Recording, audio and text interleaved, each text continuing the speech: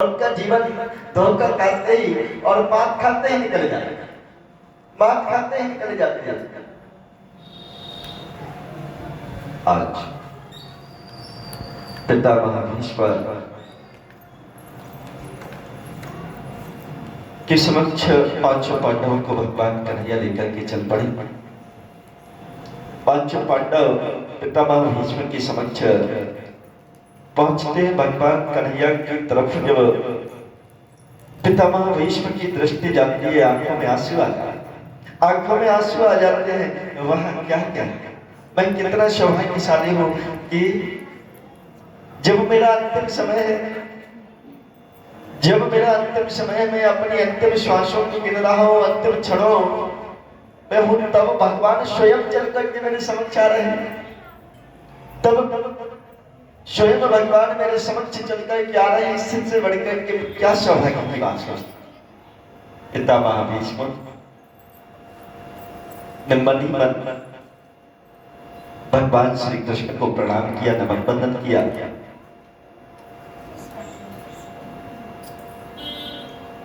आज पांचों पांडवों ने भी पितामह भीष्म को प्रणाम किया, नमन बंदन किया और हाथ जोड़ करके खड़े हो गए। पितामह आपसे हमारी विनती है, आपसे हमारी विनती है कि आप हमको कुछ जीवन जीने की कला सिखाएं कि व्यक्ति को जीवन कैसे जीना चाहिए, क्या हमको जीवन में करना चाहिए, क्या नहीं करना चाहिए। हमारा आपसे निवेदन है पितामह, कुछ आप हम लोगों का मार्गदर्शन करते हैं, नादान बच्चों का मार्गदर्शन करते हैं। आज पितामह भीष्म पांडवों से बोले, पांडवों सबसे पहला काम जीवन में एक बात ध्यान रखना पांडवों, बेटा जीवन में धन बहुत कमाना, धन बहुत कमाना, क्योंकि धन सब कुछ तो नहीं लेकिन बहुत कुछ होता है। धन सब कुछ तो नहीं लेकिन बहुत कुछ होता है। बहुत से सुख सुविधाएं संसाधन इस धन के द्वारा मिलते हैं, लेकिन बेटा एक बात को ध्यान रखना, हमारी ठीका एक सभी बहनों को समझ आ रही है। भैया भैया भैया हाँ आवाज आ रही है, समझ में आ रही है, सभी बहनों को आ रही है। बोले गोविंद भगवान की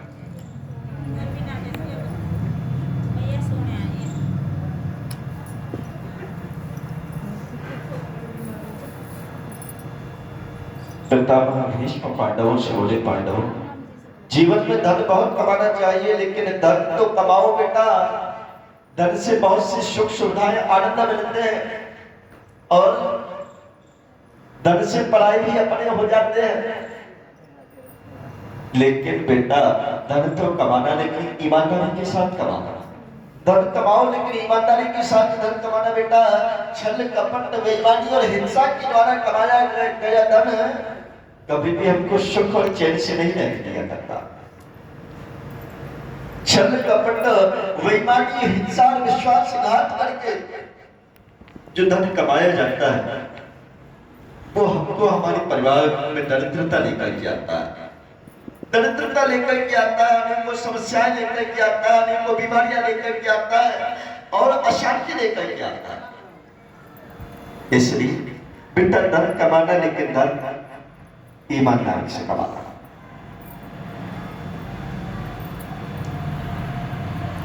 और बेटा धन खूब कमाना, बहुत कमाना, लेकिन बेटा कुछ धन भगवान के काम के लिए अवश्य लगाते रहना, भगवान के काम के लिए अवश्य लगाते रहना। ऐसा नहीं कि इतने स्वार्थी बन जाओ बेटा कि सारा धन हम दो और हमारे दो पर ही खर्च हो जाए, ऐसा ना हो। धन का कुछ हिस्सा समाज के दायित्वों के लिए भी लगाना, भगवान के काम के लिए भी लगाना।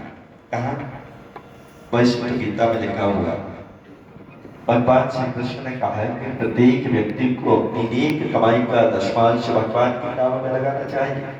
लेकिन कोई बात नहीं भाई, दशमांश नहीं लगा सकते तो दशमांश का मतलब समझते 1000 रुपए कमाने वाला व्यक्ति 100 रुपए भगवान के काम के लिए निकाले, लेकिन क्या कहें भाई 100 रुपए भगवान के काम के लिए तो नहीं निकालेंगे, लेकिन हाँ हमने ये देखा है कि 500 कमाने वाला भी 100 रुपए पौवे के लिए अवश्य निकाले देता है। 100 रुपए दारू के पौवे के लिए अवश्य निकाले लेगा, लेकिन भगवान के काम के लिए 1000 रुपए कमाने वाला व्यक्ति भी 10 रुपए निकालते समय कई बार तो सोचेगा चढ़ाऊं चढ़ाऊं ना चढ़ाऊं, ऐसे हाथ जोड़कर काम चल जाए तो ठीक है। यदि 50 लोग देख रहे होंगे तो क्या करेंगे?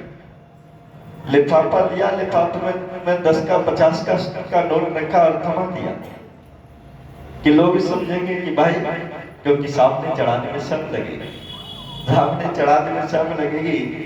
बहुत से ऐसे लोग भी आते हैं, बहुत से ऐसे लोग भी आते हैं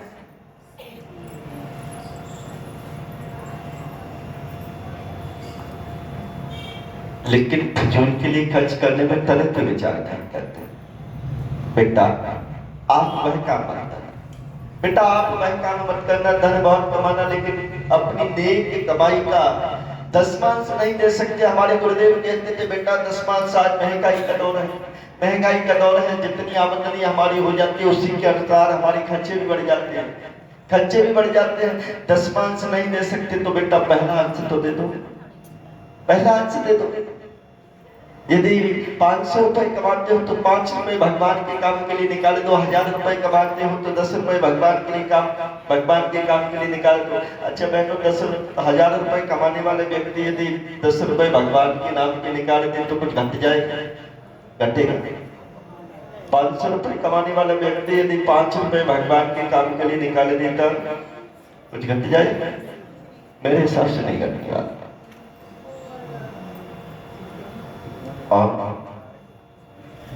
यदि 10 रुपए नियमित में व्यक्ति निकालने लगे भगवान के काम के लिए तो महीने में कितने हो जाते हैं? 300 हो जाते हैं, महीने में 300 हो जाते हैं, और 6 महीने में हैं 6 महीने में 1800 हो जाएंगे, 1800 हो जाएंगे। सही कह रहा हूँ? 12 महीने में 3600 हो जाएगा। सही बोल रहा हूँ?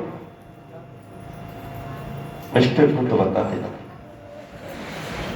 बोले गोविंद भगवान की, यदि हम थोड़े से रुपए भी 3600 रुपए भी भगवान के काम के लिए साल में निकाल लें, अब उन रुपयों का करें क्या? दान कहाँ? जो वो दान हमारे लिए सार्थक हो, भगवान उस धन के बदले हमको अनंत गुना बढ़ा करके प्रदान करें। कहीं भगवान का मंदिर बन रहा हो वहां पर दान करें। कहाँ? यदि भगवान का मंदिर बन रहा हो वहां पर दान करने। भगवान का घर बनाना, भगवान के मंदिर बनाना, जैसे हमको अपने घर की चिंता होती है उसी तरह से हमको अपनी सनातन परंपरा के प्रतीक परमपिता परमेश्वर के मंदिरों की भी चिंता होनी चाहिए। उनको इतना सुसज्जित रखना चाहिए, उतना सुसज्जित। ऐसा नहीं मंदिर बनवा दिया, मंदिर बनवाने से ही सब कुछ नहीं हो जाएगा। हमारे गुरुदेव कहते थे बेटा मंदिर तो लाखों करोड़ों बने हुए, लेकिन मंदिर सिर्फ मंदिर बन जाने से कुछ नहीं हुआ जाता बेटा। मंदिर ऐसे बनाओ जो जागृत मंदिर बने, और वो मंदिर बने जिनसे लोग जीवन जीने की कला सीखे। मानव उन मंदिरों से महामानव बन करके निकले, और मंदिरों में जाए तो जाने से हमारे वैभव संपदा भी प्राप्त हो, साथ में हमको मार्गदर्शन और ज्ञान भी मिले। ऐसे जागृत मंदिर हम बनाए, वहां पर समय समय पर, जैसे आपने ये बड़ी अच्छी धर्मशाला मेरे हिसाब से आप सभी के सहयोग से बनी होगी, बहुत अच्छी बना रखी है, बहुत अच्छा कार्य भी आप कर रहे हैं। ऐसी धर्मशालाओं को बना करके समय समय पर हमको एकत्रित होकर के भगवान का सत्संग, भजन, कीर्तन, और जैसे आज हम सब लोग बैठे हुए हैं भगवान कन्हैया की समृद्धमय कथा का श्रवण करने के लिए एकजुट होकर के ऐसी कथाओं को श्रवण करना, ऐसी कथाओं का आयोजन कराना, चाहे श्रीमद् भागवत महापुराण कथा सुनो, कभी श्री राम कथा सुनो, कभी महापुराण कथा सुनो, कुछ सुनो, लेकिन सुनो अवश्य। समय समय पर भगवान के काम, भगवान के आयोजन हमको कराते रहना चाहिए। बहनों भाइयों, भगवान के काम में खर्च किया गया धन और समय कभी भी व्यर्थ नहीं जाता। मैंने स्वयं अपने जीवन से महसूस किया है कि भगवान को जो लोग सच्ची श्रद्धा से भगवान का काम करते हैं और भगवान का स्मरण करते हैं, भगवान का नाम लेते हैं, उनको भगवान न तो कभी भी जीवन में उनको कोई परेशानी आने देते। स्वयं परमपिता परमेश्वर उनकी ही नहीं, पूरे परिवार की सुरक्षा रखते हैं, पूरे परिवार की जिम्मेदारी रखते हैं। चाहे हम कितने भी दूर हैं, चाहे हम कितने भी दूर हैं, लेकिन हमको अपने परिवार की बिल्कुल कोई फिक्र नहीं। क्यों? क्योंकि हमारी कन्हैया हमारे साथ है। हमारी कन्हैया स्वयं सारे परिवार की जो लोग भगवान का नाम, भगवान का काम करते हैं, उनके ही नहीं, उनके परिवार की सुरक्षा का ख्याल भी मेरी कन्हैया रखते हैं। लेकिन आवश्यकता है क्या? भगवान का काम करने की। जैसे कि आप, ये भी भगवान का काम ही हुआ कि भगवान को आप समय लगा दें। यहाँ से हम लोग ज्ञान अर्जन करेंगे और उस ज्ञान को हम लोग कौन है? हम लोग कौन है? सनातनी। कौन है? सनातनी लोगों की विशेषता होती है कि हम लोग परमार्थी होते हैं। हम लोग स्वार्थी नहीं हुआ करते। हम तो हमारे लोग के साथ नहीं जीना चाहते। हम लोग बड़े परमार्थी हुआ करते हैं। सारे समाज की सेवा करने का काम करते हैं, सारे समाज को ज्ञान बांटने का काम करते हैं, सारे समाज को मार्गदर्शन देने का काम करते हैं। एक अपनी संस्कृति ऐसी है, एक भारतीय संस्कृति ऐसी दुनिया की संस्कृति है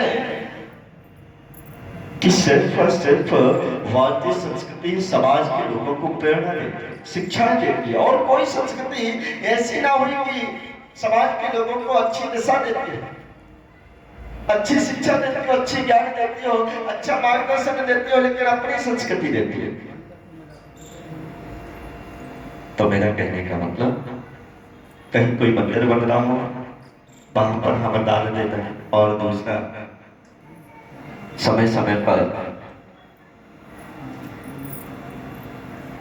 आपको बड़े बड़े यज्ञ का आयोजन कराते रहना चाहिए। क्यों? जल्दी प्रसन्न होते हैं भगवान यज्ञ से, होता है सारे विश्व का कल्याण यज्ञ से। और उसमें भी यदि गायत्री यज्ञ आप एकत्रित होकर के करा लें तो यकीन मानो कि गायत्री महायज्ञ वह यज्ञ होता है जो हमारे जीवन की सारी समस्याओं का समाधान तुरंत करता है, सारी अनिच्छाओं को तुरंत पूर्ण करता है और अनंत वैभव संपदा प्रदान करता है। गायत्री महायज्ञ का बड़ा ही हमारे जीवन में महत्व होता है। तो हमको समय समय पर आपको बड़े बड़े यज्ञ कराते रहने चाहिए। क्या? बड़े बड़े यज्ञ कराते रहने चाहिए।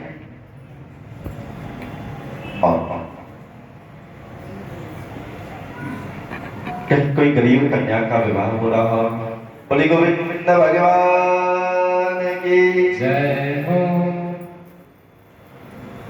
कहीं किसी गरीब कन्या का विवाह हो रहा हो तो उसमें हम उस धन को दान कर सकते हैं, क्योंकि कन्यादान महादान होता है। और गरीब कन्या के विवाह में आपने कन्यादान के रूप में अपना पहले भगवान के नाम को निकाला गया धन यदि दान कर दिया तो यकीन मानो माता लक्ष्मी आपको अनंत गुना बढ़ा करके प्रदान करे। माता लक्ष्मी अनंत गुना बढ़ा करके आपको प्रदान करे। तो हमको गरीब कन्याओं के विवाह में बढ़ चढ़ करके भाग लेना चाहिए। और कहीं कोई गरीब दंपति हमको दिख रहे हैं, कहीं कोई अपनी कॉलोनी में आसपास में कोई गरीब दंपति हमको दिखते हैं, गरीब परिवार हमको दिखता है, तो उनको अपनी नेक कमाई का वह धन दान कर देना चाहिए। उनके वस्त्रों की उनके भोजन की, उनके बच्चों की पढ़ाई की अवश्य ही हम सभी को कुछ नहीं कर सकते तो गरीब लोग होते हैं, गरीब भाइयों के बच्चों की हम लोग पढ़ाई की जिम्मेदारी लें। अरे आखिर वो भी हमारे समाज के बेटे बेटियां हैं। और यकीन मानो, जो लोग, यदि आपने गरीब भाई बहनों के बच्चों को पढ़ाने की जिम्मेदारी ले ली तो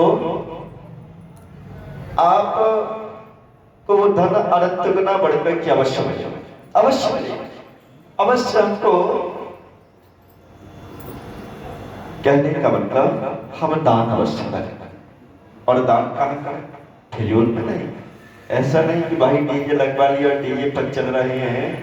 हाँ चलाओ, हम इस बात को नहीं कहते, डीजे पर अच्छा चलाओ, भगवान के भजन कीर्तन सुनना अच्छी बात है, लेकिन इन कामों से गरीबों की सहायता करना सबसे ज्यादा उत्तम कार्य होता है। सबसे ज्यादा उत्तम कार्य होता है। मेरा स्वयं का प्रैक्टिकल किया हुआ। हमारी बहन जयपुर में पढ़ाती है, टीचिंग करती है। एक बार हमारी सिस्टर का फोन आया था कि भैया विद्यालय में हमारे में पाकिस्तान के कुछ हिंदू शरणार्थी बच्चे आए हुए, बहुत गरीब है, क्या आप उनकी कुछ जिम्मेदारी, जैसे जिम्मेदारी ली जाती है, क्या कुछ बच्चों की आप पढ़ाई की जिम्मेदारी दोगे? ऐसे हम लोग ले सकते हैं। हमने तुरंत कह दिया कोई बात नहीं बहन, आप 5 बच्चों की जिम्मेदारी हमको दे दीजिए। कहने का मतलब जिस समय हमने जिम्मेदारी ली बच्चों की, उसी समय 1 वर्ष की फीस जमा होती थी। उसी समय 1 वर्ष की फीस जमा होती थी बच्चों की। हमने तुरंत अपनी सिस्टर के अकाउंट में धन डाला। यकीन मानो कि अगली कथा भगवान कन्हैया ने ऐसी बिठाई कि उससे और 4 गुना बढ़कर के बन गए। कहने का मतलब हमको दिल बड़ा करना, हमको गरीबों की सहायता करने के लिए, गरीब बच्चों की सहायता करने के लिए हमको दिल बड़ा करना पड़ेगा। और भगवान कंजूस लोगों को कभी नहीं दिया करते। कंजूस लोगों को भगवान नहीं दिया करते।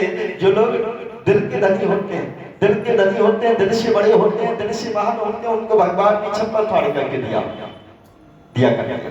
तो हमको आवश्यकता है क्या? फिजूल के कामों से कंजूस बन जाए, फिजूल के व्यर्थ के कामों में धन को फिजूल में खर्च ना करें अपितु, और गरीबों की सहायता से हम लोग कंजूस ना। भैया आवाज नहीं आ रही क्या? आवाज स्लो करना भैया, स्लो। ये वाले जो है, जाओ कथा उस समय हम चला लेना, इस समय बंद करके आ रही है। ये उल्ले वाले, ये उल्ले वाले बंद, नीचे वाले बंद करके आओ, ऊपर वाले चल रहे। हाँ कोई बात नहीं, हाँ नहीं बंद करो थोड़ी देर। हाँ ऐसा होता है, स्पीकर के बिल्कुल पास में बैठे हो ना भैया। पार्टनर से बोले, पार्टनर बेटा जीवन में धन बहुत कमाना, लेकिन ईमानदारी से कमाना। कुछ धन भगवान के कामों में अवश्य लगाते रहना, और कुछ धन हमको ऐसे जो कथाएं चल रही है, इस कथाओं के लिए अवश्य रखना। कुछ धन जैसे ये कथा चल रही है, ऐसे ही कथाओं का आयोजन हमको समय समय पर कराते रहना चाहिए। क्यों कराते रहना चाहिए? क्योंकि इन कथाओं से हमको ज्ञान मिलता है, और ज्ञान मिलता है, जीवन जीने की कला सीखने को मिलती है, और इन कथाओं के माध्यम से हमारी अनेकों समस्याओं का समाधान होता है। अनेकों समस्याओं का समाधान होता है। हमको और कहीं नहीं जाना पड़ेगा। ऐसा नहीं हमको बार बार फिर जैसे तंत्र मंत्र विद्या का प्रयोग कराने के लिए जाना पड़े, क्योंकि लोग बहुत पैसा, बहुत सारा धन ऐसे खर्च कर देते हैं। लेकिन काश यदि हम थोड़ा धन इकट्ठा करके यदि भगवान की ऐसी कथाओं का हम आयोजन कराते। अच्छा एक बात बताओ, जैसे हम हवन कराते हैं, हवन में कितना खर्चा आता है? मेरे हिसाब से ये कि हम कराने लग जाए घर पर तो 1100 रुपए पंडित जी भी ले जाते हैं। आज के दौर में महंगाई का दौर है, और भी सामान लेकर के आते हैं, तो मेरे हिसाब से 2000 आराम से खर्च हो जाते होंगे। हो जाते हैं 2000 हो जाते हो, 1500 हो जाते हो, लेकिन हो जाते हो 1000 2000 के बीच आराम से हो जाते होंगे। लेकिन उससे सिर्फ हो सकता है, लेकिन हमारे परिवार का भला हो सकता है। और यदि काश हम लोग एकत्रित तो होकर के हजार हजार रुपए डाल करके 2-2 हजार रुपए डाल करके चाहे यज्ञ कराने पड़ा, एक तो हो गया घर वाला यज्ञ, एक तो शास्त्रों में लिखा हुआ है कि सामूहिक पूजा का, सामूहिक यज्ञ का, सामूहिक सत्संग का, सामूहिक भजन कीर्तन का बहुत बड़ा महत्व होता है।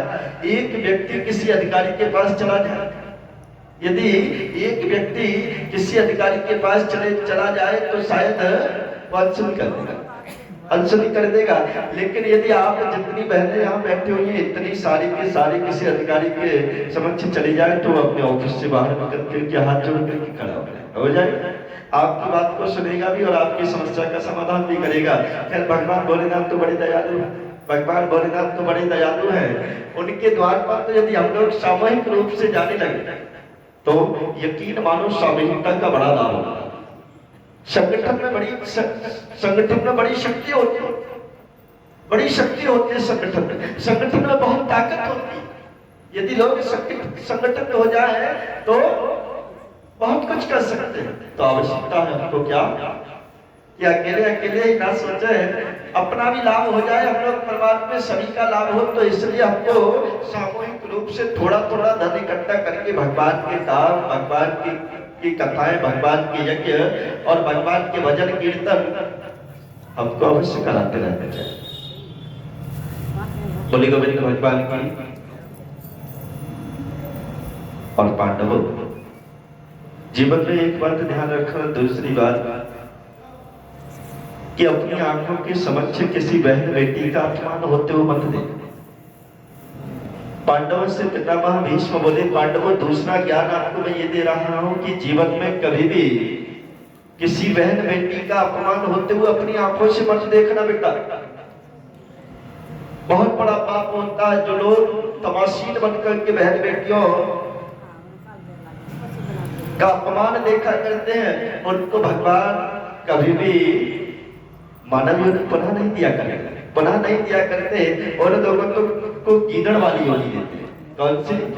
गीदड़ वाली योनि देते हैं, लौड़ी वाली योनि देते हैं, लेकिन मानव योनि ना मिला करती। जैसे इस बात को कहा, द्रौपदी जी जोर जोर से खिलखिला करके हंसते, द्रौपदी जी जोर जोर से खिलखिला करके हंसने लगी। जैसे ही द्रौपदी जी हंसने लगे, पितामह भीष्म पूछने लगे, बेटी आप क्यों हंस रही हो? आप क्यों हंस रही हो? क्या कारण है आपके हंसने का? पितामह भीष्म द्रौपदी जी से बोले, बेटी आप क्यों हंस रही हो? द्रौपदी जी बोली, कुछ नहीं पितामह, ऐसे ही हंसी आ गया। नहीं बेटी, कुलवती बेटियां बेबुनियाद समाज के लोगों के बीच नहीं हंसा करती, कोई तो कारण आपके मन में चल रहा है और मैं नहीं चाहता कि अपने प्राणों को आपके मन में मेरे प्रति कोई विचार चल रहा हो, उसको लेकर कि मैं अपने प्राणों को त्याग। आपने संकोच होकर के बताओ बेटी।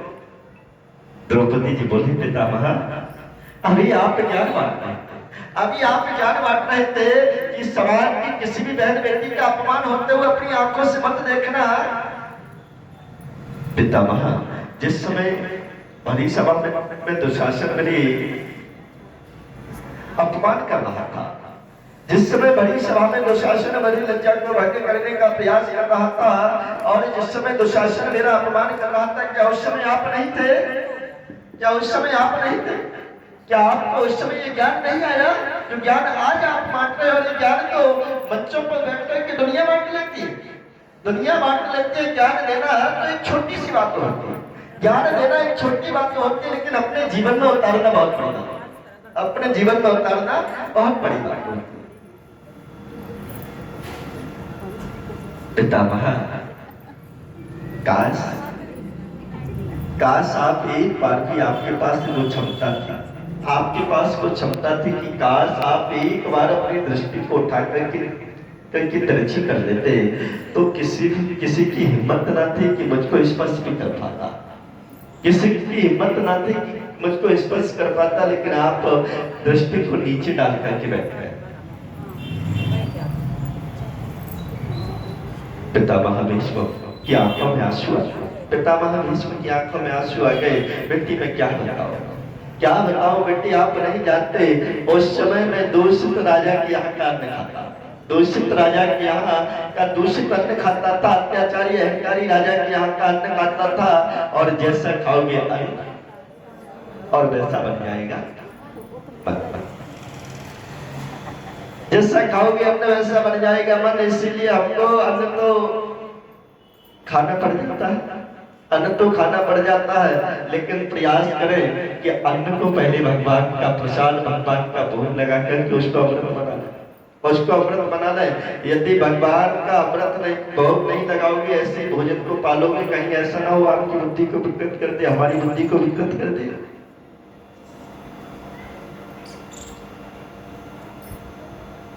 पितामह भीष्म द्रौपदी जी से बोले, बेटी बस यही कारण हो गया था कि मेरी बुद्धि उद्रमत हो गई थी। मैंने दूषित अन्न खाने की वजह से मेरा मन दूषित हो गया था, और उसकी वजह से मैंने एक बेटी का अपमान होते हुए अपनी आंखों से देखी।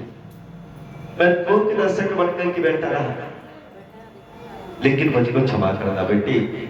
आपको नहीं पता कि 54 दिन हो गए, 54 दिन हो गए मुझको बाणों की सैया पर लेटे लेटे, और एक एक पल इतना पीड़ादायक होता है कि हर पल हजारों बच्चों के डंक के वक्त जब बराबर जो पीड़ा होती है, वही पीड़ा मुझको हर पल होती है, वही पीड़ा मुझको अब होती है। अब लगा लो कि एक बिच्छू यदि डंक मारते तो कितनी पीड़ा होती है, और 1000 बिच्छू के काटने के बराबर कितनी पीड़ा होगी। लेकिन उसके बावजूद भी बेटी आप जानती हो कि मुझको इच्छा मृत्यु का वरदान भी मिला हुआ है, इच्छा मृत्यु का वरदान मिला हुआ है। मैं चाहता तो उसी समय अपने प्राणों को त्याग सकता था, लेकिन नहीं त्यागी। ये पीड़ा झेली है 54 दिनों से। क्यों? क्योंकि मैं यहाँ जो मैंने किया था उस कर्म का फल मैं यही भुगत करके जाना चाहता हूँ। यदि काश इस समय मैंने अपनी आंखों से एक नारी का अपमान होते हुए देखा था, एक बेटी का अपमान होते हुए देखा था, और यदि काश मैं इच्छा मृत्यु प्राप्त करके यदि अपने प्राणों को त्याग ही देता तो मुझको 83,99,999 योनियों में भटकना पड़ता, 83,99,999 योनियों में भटकना पड़ता, पुनः मानव योनि मिलनी बड़ी मुश्किल पड़ जाती। इसलिए मैंने जो किया उसका फल यही पर प्रारब्ध यही काट करके जा रहा।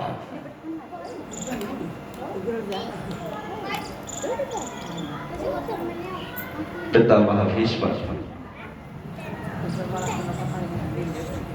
द्रौपदी जी से बोले, बेटी मुझको क्षमा करना, बहुत बड़ी गलती हुई मुझसे, लेकिन अब आप और कोई प्रश्न मत करना। द्रौपदी जी बोली, पितामह मुझको भी आप माफ करना, मेरा मन नहीं था, मेरा दिल नहीं था कि आपके दिल को मैं अंतिम क्षणों में ठेस पहुंचाऊं, लेकिन जब आप उपदेश दे रहे थे, आप ज्ञान बांट रहे थे, तब मुझ पर रुका नहीं। होता है कभी कभी क्या होता है कि भाई कोई व्यक्ति उपदेश बांटे लेकिन जीवन में धारण न करता हो, तो लोग आपस में हंसने लगते हैं और चर्चा करने लगते हैं, देखो भाई उपदेश बांट रहा है, स्वयं अपने जीवन में नहीं डालता। तो कहने का मतलब आवश्यकता है क्या? उपदेश देने से पहले हमको अपने जीवन में उस ज्ञान को तारना। पितामह भीष्म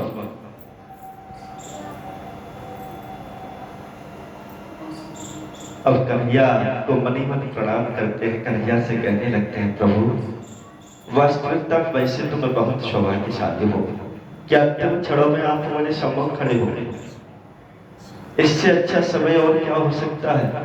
लेकिन प्रभु मैं मान गया कि आप वास्तविकता में अपने भक्त के लिए कभी भी संकट की घड़ी में अकेला नहीं छोड़ा कर, अपने भक्त को अपने चाहने वालों को आप कभी भी संकट की घड़ी में अकेला नहीं छोड़ा कर। मैंने देखा कि पांडवों के जीवन में जब तक संकट रहा, पांडवों के जीवन में जब तक संकट रहा, कभी भी आप संकट की घड़ी में अकेला छोड़ करके नहीं गए। नहीं तो आज तो क्या कहें, अब तो लोग भाई छोड़ करके चले जाते हैं संकट की घड़ी में, और तो दूर हो। अपने छोड़ करके चले जाते हैं संकट की घड़ी में, अपने भी पराये हो जाते हैं।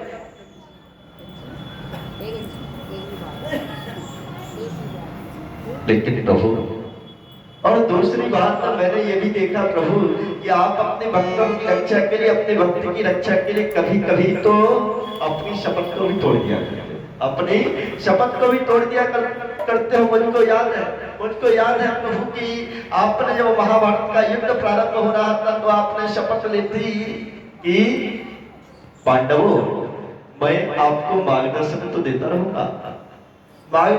देता रहूंगा, लेकिन हाथों में अस्त्र नहीं उठाऊंगा, हाथों में अस्त्र नहीं उठाऊंगा।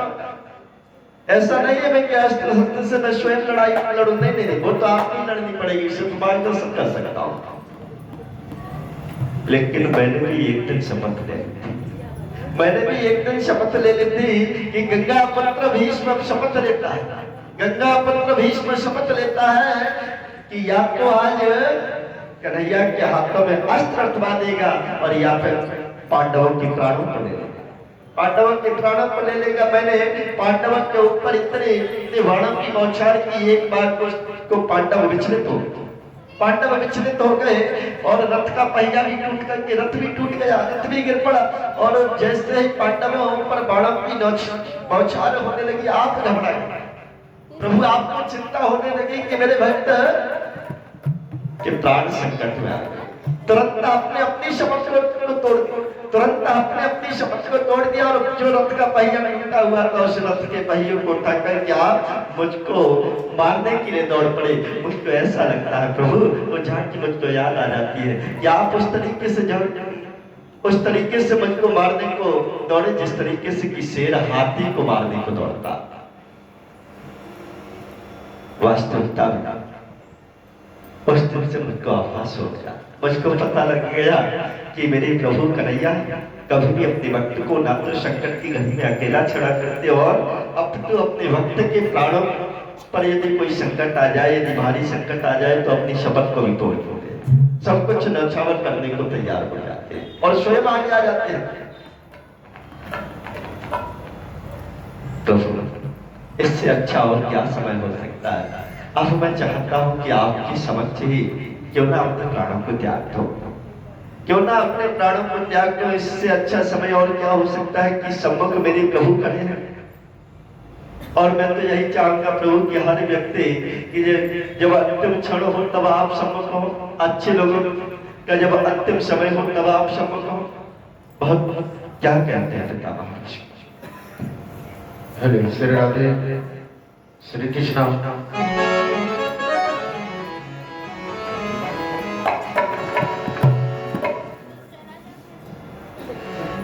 बोले गोविंद भगवान की जय हो, राधा रानी सरकार की जय हो। आज भीष्म पितामह जय हो। भीष्म पितामह कहने लगे हैं प्रभु, इतना तो करना स्वामी, जब प्राण तन से निकले,